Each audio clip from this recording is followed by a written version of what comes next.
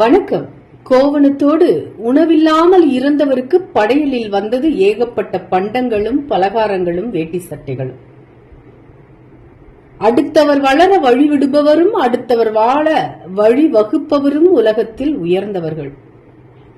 வறுமையில் முகம் சுளித்துவிட்டு சென்றவர்கள் வசதி வந்ததும் பல்லிழித்துக் கொண்டு வருவதும் வினோத வேடிக்கையில் ஒன்று.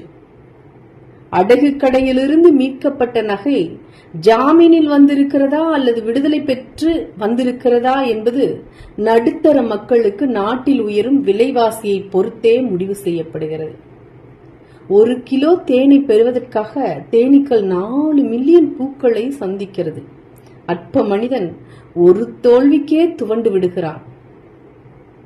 உன்னிடம் செல்வம் இருந்தால் 4 பேரையாவது சிரிக்கவை, கல்வி இருந்தால் 10 பேரையாவது சிந்திக்கவை.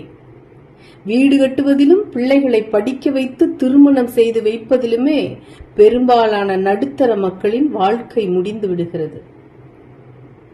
வயது வந்த பெண்ணுக்கு லெகின்ஸ் ஜீன்ஸ் போட்டுவிட்டு 5 வயது பாப்பாவுக்கு புடவை தாவணி கட்டி அழகு பார்க்கிறது நம் தமிழ் சமுதாய கலாச்சாரம்.